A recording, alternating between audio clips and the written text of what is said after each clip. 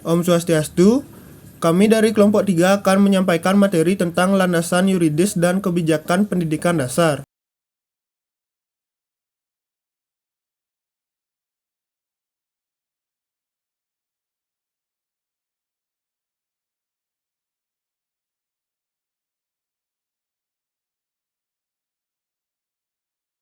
Sebelumnya, saya akan perkenalkan diri terlebih dahulu. Perkenalkan, nama saya Imade Sumantara. Saya akan menjelaskan materi tentang landasan yuridis dan kebijakan sekolah dasar. Sistem pendidikan yang berlaku di Indonesia tentu membutuhkan adanya landasan yuridis. Hal ini mengingatkan bahwa pendidikan juga membutuhkan dasar serta aturan-aturan yang mengikat, agar pelaksanaan pendidikan di seluruh daerah di Indonesia sejalan dan teratur, sehingga tujuan dari pendidikan nasional Indonesia dapat tercapai.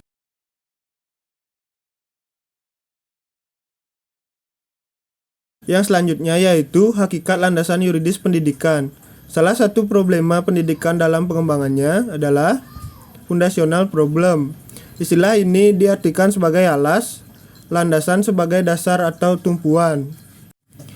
Berikutnya yaitu Suyitno dalam Muhaimin mengemukakan bahwa fondasi atau landasan yang bersifat material antara lain berupa bangunan yang kokoh, sedangkan fondasi atau landasan pendidikan yang bersifat konseptual atau teori antara lain berupa dasar negara Indonesia yaitu Pancasila dan Undang-Undang Dasar 1945, Sisdiknas, peraturan pemerintah tentang pendidikan dan sebagainya. Selanjutnya, yuridis menurut Kamus Besar Bahasa Indonesia adalah menurut hukum dan secara hukum. Kata hukum dapat dipandang sebagai aturan baku yang patut ditaati.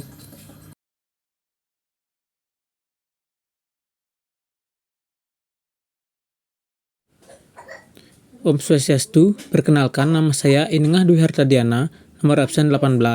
Di sini saya akan melanjutkan materi presentasi dari Imade Sumantara. Sejarah munculnya landasan yuridis pendidikan di Indonesia.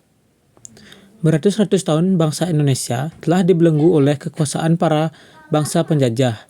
Semua kekayaan milik Indonesia dieksploitasi baik dari segi sumber daya alam maupun dari segi sumber daya manusia sendiri.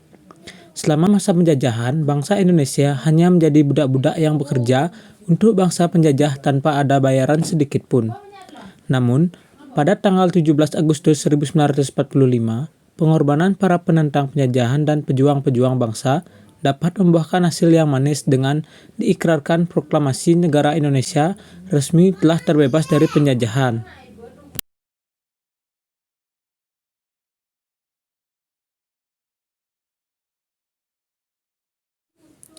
Landasan yuridis penyelenggaraan sistem pendidikan nasional. Adapun visi dan misi pendidikan nasional pada Undang-Undang RI Nomor 20 Tahun 2003 tentang sistem pendidikan nasional. Visi pendidikan nasional adalah terwujudnya sistem pendidikan sebagai peranata sosial yang kuat dan berwibawa untuk memberdayakan semua warga negara Indonesia berkembang menjadi manusia yang berkualitas sehingga mampu dan proaktif menjawab tantangan zaman yang selalu berubah.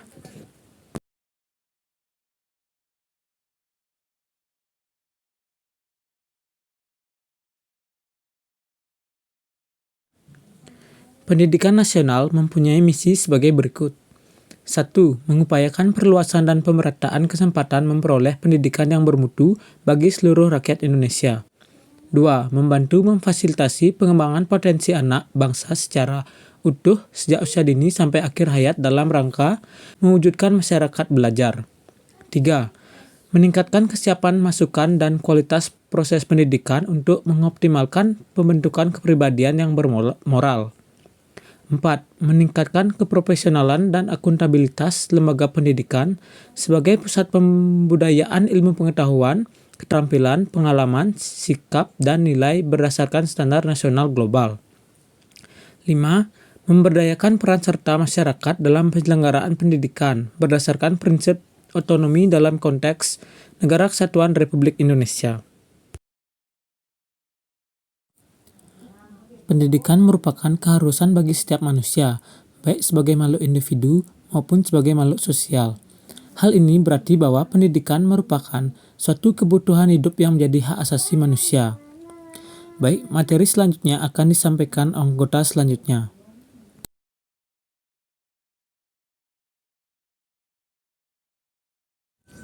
Perkenalkan, nama saya Gede Krisnadi Putra. Di sini saya akan melanjutkan pemaparan materi dari teman saya yaitu Dwi Harta. Baik, langsung saja.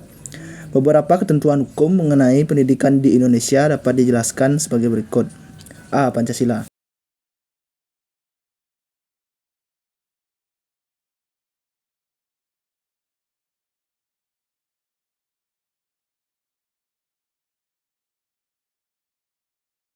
Nilai-nilai Pancasila menjadi dasar negara Indonesia oleh para tokoh bangsa saat akan melahirkan negara Republik Indonesia. Nilai-nilai Pancasila tetap tercantum dalam pembukaan Undang-Undang Dasar 1945, biarpun perjalanan ketatanegaraan mengalami perubahan dan pergantian undang-undang dari Undang-Undang 45, Konstitusi RIS, Undang-Undang Sementara, sampai kembalinya ke Undang-Undang 45. Kebenaran. Nilai-nilai Pancasila diyakini tinggi. Penafsiran Pancasila berbeda-beda. 1. Masa Orla. Pancasila ditafsirkan dengan nasakom nasionalis agama komunis yang disebut Trisila, kemudian diperas menjadi etika gotong royong. Kedua, Masa Orba. Pancasila harus dihayati dan diamalkan dengan berpedoman kepada butir-butir yang ditetapkan oleh MPR melalui MPR nomor 2 MPR 1978 tentang P4. Masa Reformasi. MPR melalui TAP MPR nomor 17 MPR 1998 tentang penegasan Pancasila sebagai dasar negara yang mengandung makna ideologi nasional sebagai cita-cita dan tujuan bangsa.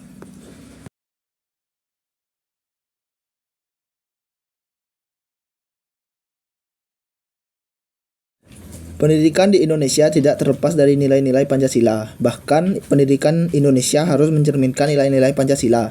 Nilai-nilai Pancasila yang tercermin dalam pendidikan Indonesia adalah sebagai berikut. 1. Ketuhanan Yang Maha Esa. Pendidikan hendaknya menyelenggarakan pendidikan agama sesuai dengan keyakinan masing-masing peserta didik. Melalui pendidikan agama ini diharapkan mampu membangun dan menjaga karakter generasi penerus bangsa. Kedua, kemanusiaan yang adil dan beradab. Pendidikan hendaknya mengembangkan kemampuan sosial peserta didik sehingga terbentuk individu yang pandai beradaptasi dan tidak terisolasi dalam lingkungan masyarakat. Yang ketiga, persatuan Indonesia. Indonesia memiliki beragam agama, budaya, suku, ras, dan lain sebagainya. Oleh karena itu, perlu kesadaran tinggi tentang Bhinneka Tunggal Ika agar kerukunan dan kedamaian tetap terjaga.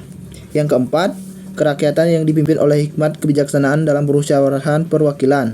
Pendidikan hendaknya memberikan kesempatan kepada peserta didik untuk memberikan pendapat dan berdiskusi. Kemudian, memusyawarahkan hasil diskusi secara bersama dan menerima hasil keputusan musyawarah sebagai keputusan tertinggi. Yang kelima, keadilan sosial bagi seluruh rakyat Indonesia. Pendidikan hendaknya sejak dini membelajarkan peserta didik untuk berperilaku jujur, adil.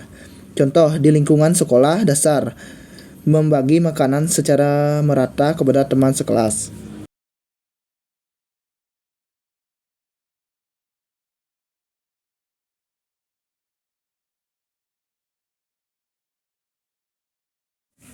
B. Undang-Undang Dasar 1945. Aturan dalam Undang-Undang Dasar 1945 yang memuat mengenai pendidikan hanya ada dua, yaitu Pasal 31 dan Pasal 32. Pada Pasal 31 ayat 1 yang berbunyi setiap warga negara berhak mendapat pendidikan, dapat diketahui bahwa setiap warga negara Indonesia berhak mendapat pengajaran.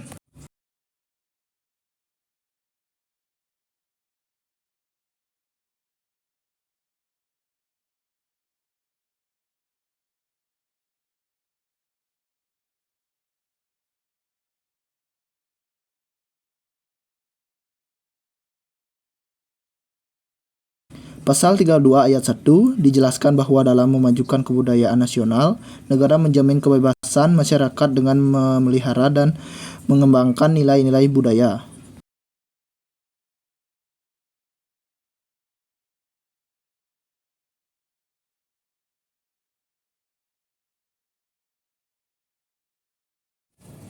Baik, saya akan melanjutkan materi dari Krishna.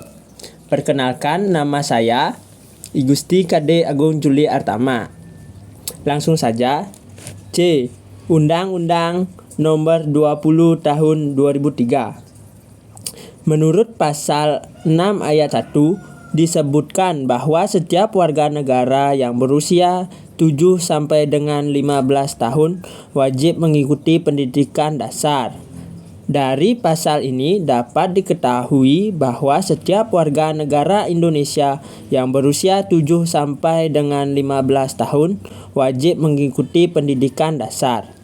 Membahas tentang kurikulum dalam pasal 38 ayat 1 disebutkan bahwa kerangka dasar dan struktur kurikulum pendidikan dasar dan menengah ditetapkan oleh pemerintah. Dalam hal ini, setiap sekolah dasar diperbolehkan mengembangkan pembelajaran dengan tetap berpedoman dari kerangka dasar dan struktur pendidikan yang sudah ditetapkan oleh pemerintahan agar materi pembelajaran yang diberikan tetap sesuai. Selain membahas mengenai kurikulum, undang-undang ini juga membahas mengenai pendidikan yang diatur dalam pasal 42 ayat 2, di mana pendidik untuk pendidikan formal pada jenjang pendidikan usia dini, pendidikan dasar, pendidikan menengah, dan pendidikan tinggi dihasilkan oleh perguruan tinggi yang terakreditasi. D. Peraturan pemerintah. Peraturan pemerintah yang mengatur mengenai pendidikan yaitu Peraturan Pemerintah Republik Indonesia Nomor 19 Tahun 2005 tentang Standar Pendidikan Nasional, di mana pada pasal 2 dijelaskan mengenai lingkup standar nasional pendidikan yang meliputi standar isi, standar proses, standar kompetensi lulusan, standar pendidik dan tenaga kependidikan, standar sarana dan prasarana, standar pengelolaan, standar pembiayaan, dan standar penilaian pendidikan. E. Peraturan daerah. Peraturan daerah yang mengatur tentang pendidikan tentu berbeda-beda antara daerah yang satu dengan daerah yang lainnya. Pada pasal 27 ayat 1, 2, dan 3 dijelaskan bahwa satuan pendidikan dalam penyelenggaraan pendidikan wajib memenuhi standar pendidikan. Standar pendidikan tersebut meliputi standar pendidikan nasional dan standar pendidikan daerah. Standar pendidikan sekurang-kurangnya terdiri dari atas. 1. Standar isi. Standar isi meliputi semua pembelajaran dan bidang keahlian baik pada jalur formal maupun non-formal, dengan memasukkan muatan lokal sebagai keunggulan daerah. 2. Standar proses. Standar proses yang dimaksud yaitu setiap satuan pendidikan wajib memilih dan menggunakan model pembelajaran, pendekatan, metode, strategi, atau teknik yang sesuai dengan standar kompetensi dan kompetensi dasar. 3. Standar kompetensi lulusan. Standar kompetensi lulusan meliputi kompetensi seluruh mata pelajaran atau kelompok mata pelajaran atau bidang keahlian yang mencakupi sikap, pengetahuan, dan keterampilan. 4. Standar pendidik dan tenaga kependidikan. Pendidik dan tenaga kependidikan harus memiliki kualifikasi akademik dan kompetensi yang sesuai dengan peraturan perundang-undang yang berlaku. Standar pendidik untuk jalur pendidikan formal minimal memiliki pendidikan S1 atau D4 dari perguruan tinggi yang terakreditasi dan memiliki kompetensi yang sesuai dengan bidangnya, serta memiliki kompetensi pedagogik. 5. Standar sarana dan prasarana. Setiap satuan pendidikan wajib memiliki sarana dan prasarana serta wajib memiliki salah satu sarana atau prasarana yang mendukung muatan lokal daerah. Hal ini dimaksudkan agar proses pembelajaran, pengembangan bakat, dan minat peserta didik yang teratur dan berkelanjutan dapat terfasilitasi. 6. Standar pengelolaan.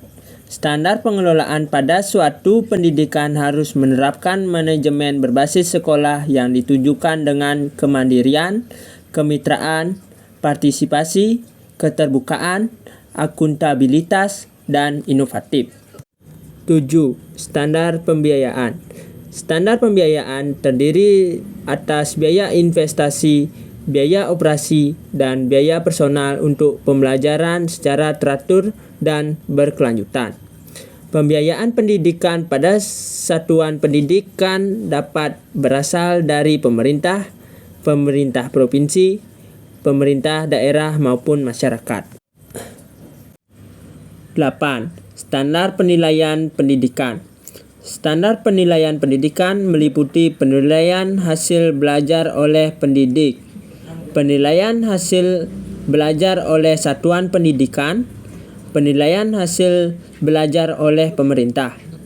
Penilaian yang dilakukan dalam satuan pendidikan meliputi penelitian tertulis, penelitian sikap, penelitian portofolio, dan penelitian keterampilan. Dikembangkan dengan menggunakan prinsip penilaian yang akuntabel, transparan, kebermaknaan, berkesinambungan, dan mendidik.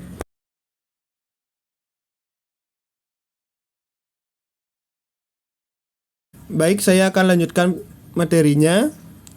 Yang berikutnya adalah kebijakan pendidikan berdasarkan standar nasional pendidikan, khususnya pada tingkat sekolah dasar.